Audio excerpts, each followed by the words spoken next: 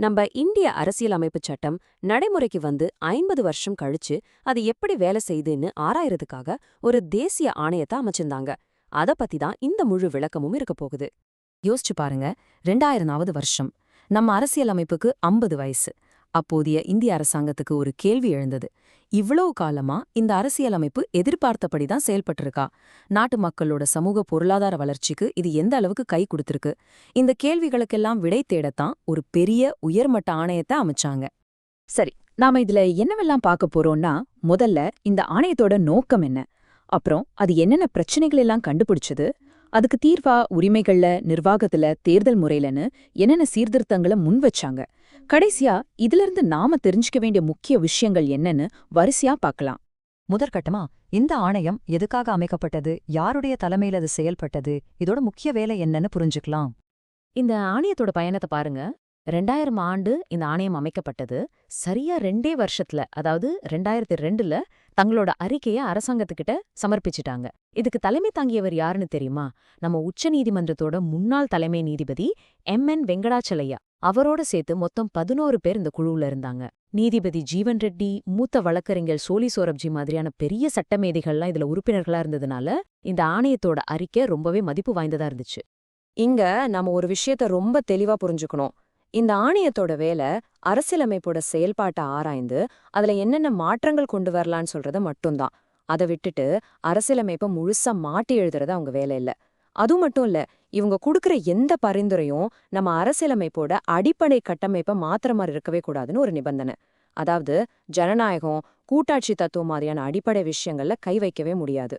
இன்னொரு முக்கியமான விஷயம், இவங்க கொடுக்கறது எல்லாமே ஆலோசனைகள் தான். இதை ஏத்துக்கிறதும் ஏத்துக்காததும் கடைசியில நாடாளுமன்றத்தோட கையில தான் இருக்கு. சரி, இவ்ளோ பெரிய ஆணையம் நம்ம இந்திய அரசியலமைப்புல அப்படி என்னதான் பிரச்சனைகளை கண்டுபிடிச்சது? அவங்க எதெல்லாம் பார்த்து ரொம்ப கவலைப்பட்டாங்க? அதை இப்போ நாம ஆழமா பார்க்கலாம். பாருங்க, இந்த ஒரு வரி போதும் அப்போதைய நிலைமை எவ்ளோ மோசமா இருந்துச்சுன்னு புரிஞ்சுக்க. ஆணையத்தோட அறிக்கையிலிருந்து எடுத்தது இது. அரசாங்கங்கள் கட்டுப்பாட்டை இழந்து நிக்குது. இத பாக்குற மக்கள் ஒட்டுமொத்த அமைப்புகள் மேலயும் நம்பிக்கை இழந்துட்டு வராங்கன்னு சொல்றாங்க. இது சாதாரண விஷயம் இல்ல, இது அரசியலமைப்பு மேல மக்கள் வச்சிருக்கிற நம்பிக்கையை உடைக்கிற ஒரு செயல்னு ரொம்பவே கடுமையா பதிவு செஞ்சிருக்காங்க. ஆணையம் சுட்டிக்காட்டிய பிரச்சனைகளை பாருங்க, ஒன்னு இல்ல பல இருக்கு. அரசியல்ல குற்றவாளிகள் வர்றது, அடிக்கடி ஆட்சி கவர்றது, நீதித்துறையை சரியா செயல்படாம சரிவின் விளிம்புக்கு போறது, தேர்தல் முறைகேடுகள், ஒரு ஒருங்கிணைப்பே இல்லாத நிர்வாகம், நாடு கடன் சுமையில மூழ்கிறதுன்னு சொல்லப்போனா நம்ம ஜனநாயகத்தோட அஸ்திவாரத்தையே அசைச்சு பார்க்குற அளவுக்கு பிரச்சனைகள் இருக்குன்னு ஆணையம் கவலை தெரிவிச்சது. சரி, இவ்ளோ பிரச்சனைகள் இருக்கு, இதுக்கு என்னதான் தீர்வு? ஆணையம் பல அருமையான சீர்திருத்தங்களை பரிந்துரை செஞ்சாங்க. அதுல முதல்ல நம்ம அடிப்படை உரிமைகள், கடமைகள் சம்பந்தமான பரிந்துரைகளை என்னன்னு பார்க்கலாம். மக்களோட உரிமைகளை இன்னும் வலுப்படுத்தணும்னு ஆணையம் நினைச்சாங்க. அதுக்காக சில புதிய அடிப்படை உரிமைகளை சேர்க்க சொன்னாங்க. பத்திரிகை சுதந்திரம், ஒருத்தரை சித்திரவதை செய்யக்கூடாதுங்கிற உரிமை, சட்டவிரோதமா கைது செஞ்சா நஷ்டஈடு கேட்கிற உரிமை, தனி உரிமை, சுத்தமான குடிநீர் கிடைக்கிற உரிமை, ஏன் ஒரு வழக்குல சீக்கிரமா நீதி கிடைக்கிறது கூட ஒரு அடிப்படை உரிமையா இருக்கணும்னு சொன்னாங்க. எவ்ளோ முக்கியமான பரிந்துரைகள் பாருங்க. அடுத்து ரொம்ப முக்கியமான ஒண்ணு சொத்துரிமை. சட்டப்பிரிவு 300A இன்னும் பலப்படுத்தணும்னு சொன்னாங்க. அதாவது அரசாங்கம் ஒருத்தரோட சொத்தை எடுக்கணும்னா அதுக்கு ஒரு சரியான சட்டம் இருக்கணும், பொது நலனுக்காக மட்டும்தான் எடுக்கணும், இஷ்டத்துக்கு எடுக்கக்கூடாது. இதுல ரொம்ப முக்கியமா SC/ST சமுதாயத்தை சேர்ந்தவங்களோட நிலத்தை அரசாங்கம் எழுத்தா அவங்களுக்கு முறையான மறுவாழ்வு வசதிகளை செஞ்சு கொடுக்காம அந்த நிலத்தை எடுக்கவே கூடாதுன்னு உறுதியா சொன்னாங்க. உரிமைகளை பத்தி மட்டும் பேசினா போதுமா? நம்ம கடமைகளை பத்தியும் பேசணும் இல்லையா?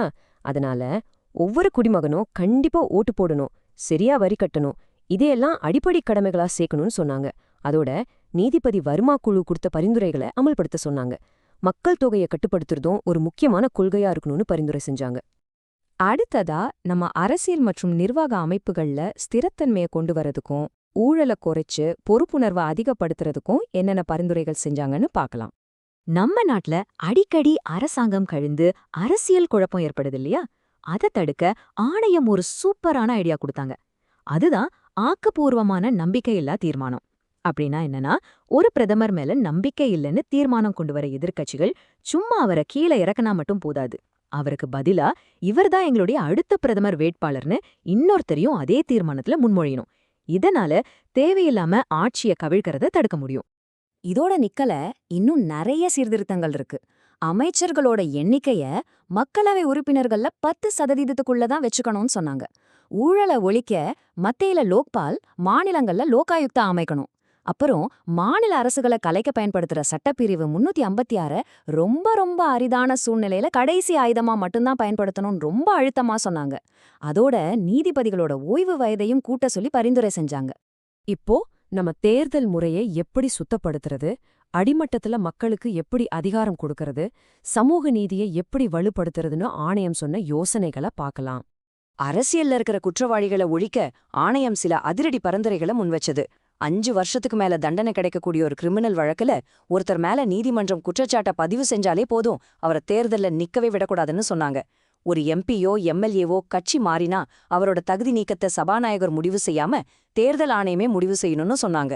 அதோட அரசியல் கட்சிகளோட நிதி பரிவர்த்தனைகள் எல்லாம் வெளிப்படையா இருக்கணும்னு வலியுறுத்துனாங்க. அதிகாரம் ஒரு இடத்துல குவிஞ்சு கிடக்கக்கூடாது, அது மக்கள் கிட்ட போகணும்னு ஆணையம் நம்புச்சு. அதனால பஞ்சாயத்து ராஜ் அமைப்புகளுக்கு முழுமையான தன்னாட்சி அதிகாரம் கொடுக்கணும், அவங்களுக்குன்னு தனியா நிதி ஆதாரங்களை உருவாக்கணும்னு சொன்னாங்க.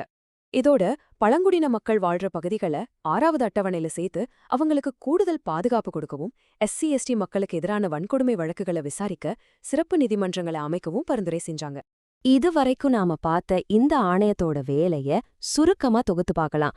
இவங்க செஞ்சது சாதாரண வேலை இல்ல, இது நாட்டுக்கே ஒரு சீர்திருத்தத்துக்கான வரைபடம் மாதிரி. இந்த ஆணையம் மொத்தம் எத்தனை பரிந்துரைகளை கொடுத்துச்சுன்னு நினைக்கிறீங்க? 10, 20? இல்ல, மொத்தம் 249 பரிந்துரைகள்.